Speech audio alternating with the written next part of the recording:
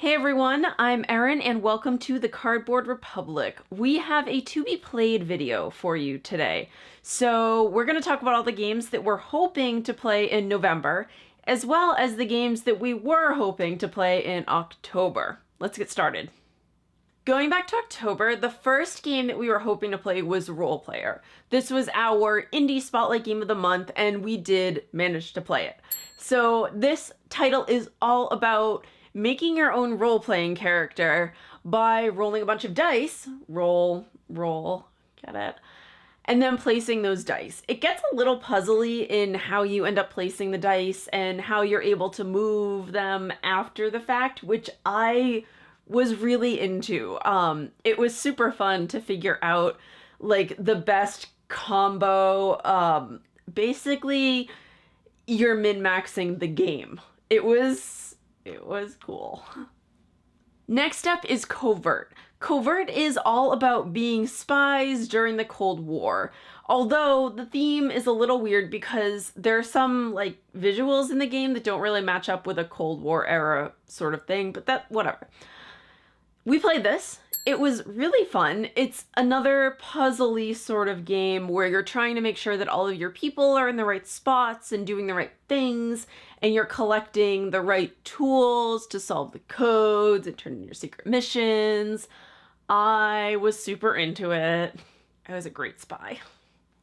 And then we have Myth. This was the game about mice going on an epic mythic quest to recapture their stolen golden cheese and kill the dragon who took it. This was really, really cute. The art is amazing. We played it like 4 times. It was very, very easy to get to the table because it's super fast and just a lot of fun. And so colorful.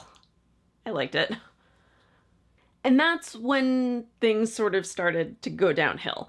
Our next game is Islebound. This is one that takes place during the Above and Below universe. You're sailing around from island to island doing stuff. It's absolutely beautiful, visually stunning, and it looked great on our shelf where it stayed all month because we did not get to play it. Womp womp. Next is Dominion.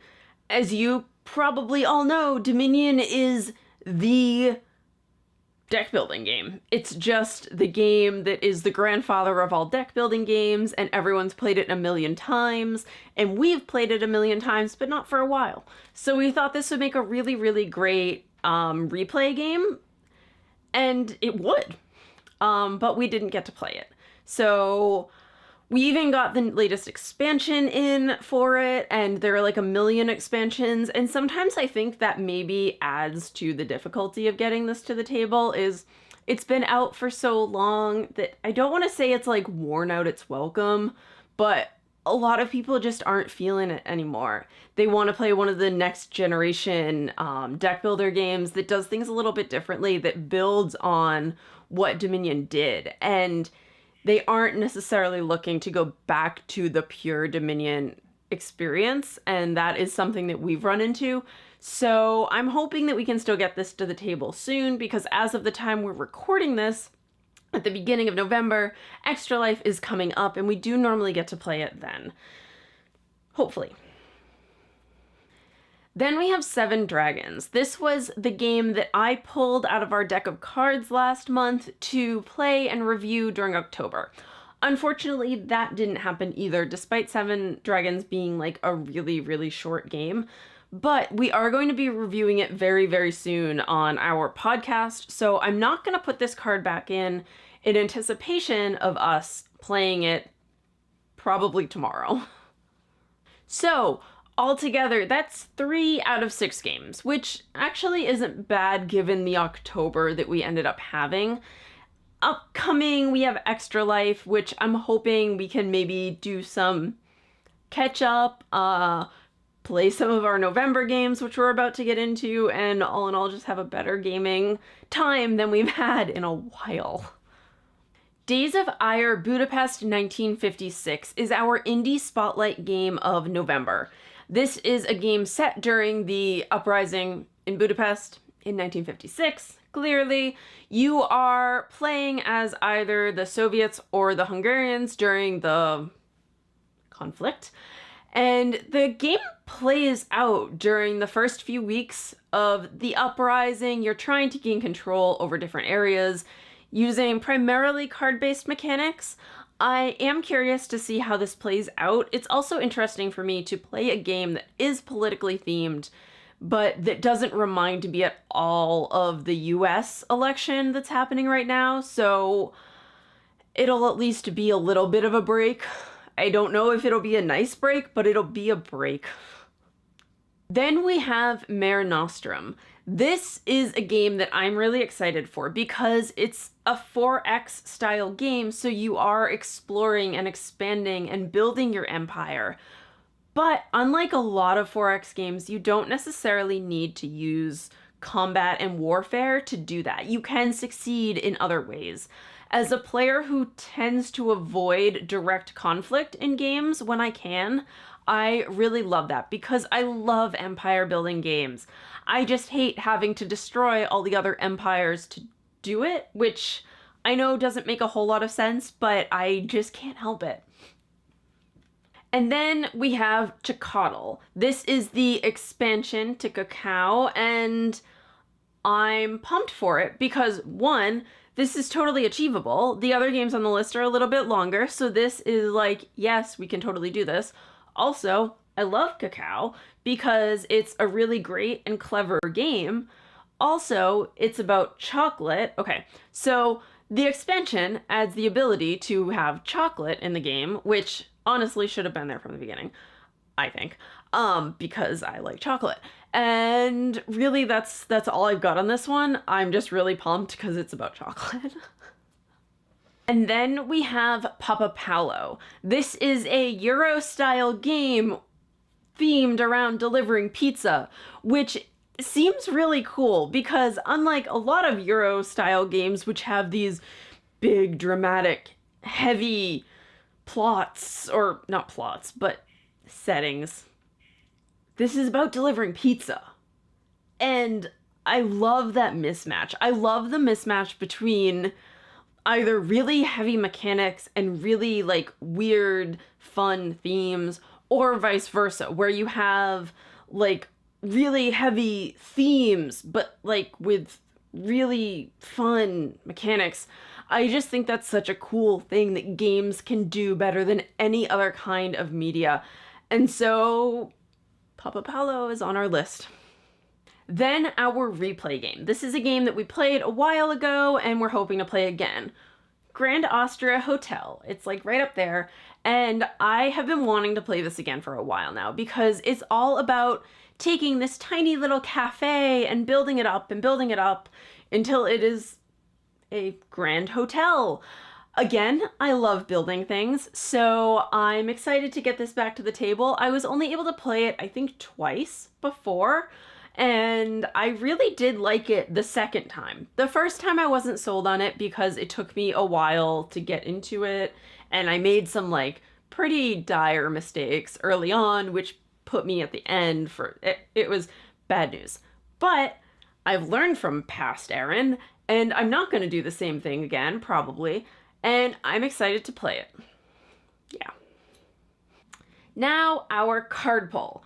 This is when I pull a card out of this deck of cards. All of the cards have a name written on them of a game that we need to review. We then play it and review it during the month of November in this case. I'm gonna shuffle for a moment and then get back to you.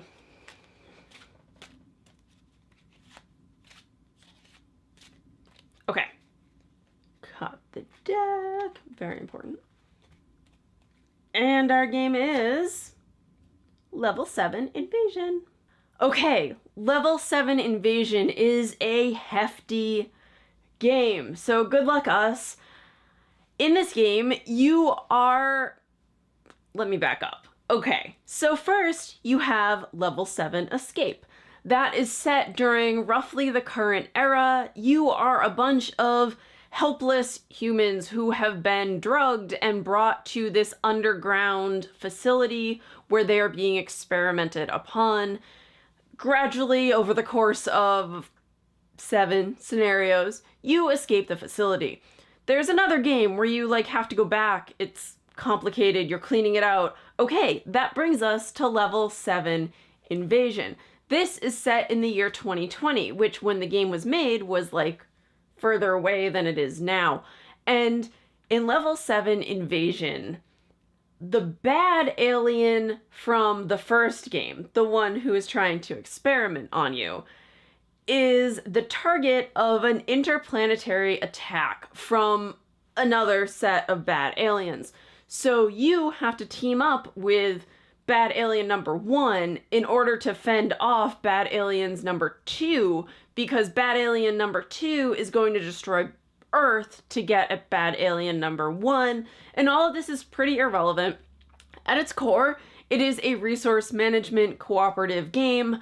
I'm excited because I love cooperative resource management games, but I'm also intimidated because this is going to take a while. Thankfully, we do have Extra Life really, really soon. So I think what I'm going to do is just set it up on a table at Extra Life and like play it at 3 in the morning. And I'll come back to you and be like, oh, we didn't play that. And Ryan's going to be like, yeah, you totally did play that. And I'm not going to remember it all. It'll be fine. Having a little bit of regret. It's fine. Okay, that is our not at all intimidating, super great, totally 100% awesome list of games that we're going to play in November. So we will be back in December to let you know how that went, which is going to be perfect. Anyway, if you liked this video, please subscribe and like down below and leave us a comment with any games that you are hoping to play during November, because we're always interested in what you guys have going on. And as always, we have a Patreon up and running, and this video channel, as well as pretty much everything else we do on the site, reviews, we now have news coverage, we have a big podcast, we have another podcast that's just starting.